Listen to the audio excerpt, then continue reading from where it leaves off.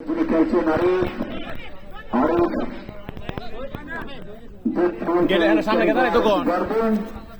বাংলাদেশের জাতীয় দলে যিনি খেলে থাকেন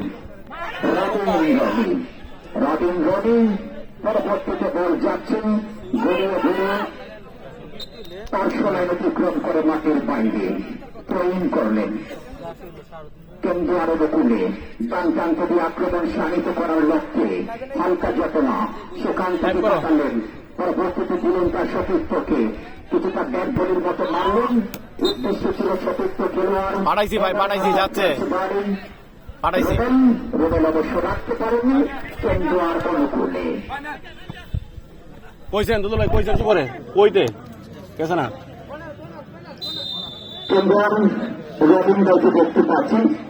যিনি অনেকদিন সার্ভিস দিয়ে যাচ্ছেন ওইখানে আছে এই বয়সে এসে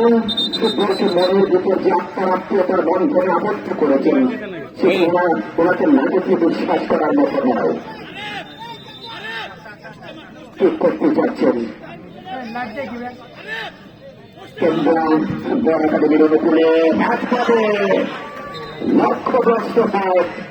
বলতে চলে যায় হয় বাড়তে বাড়তে গোল্লা অতিক্রম করে মাঠের বাইরে নাম্বার 1 গোলকিপার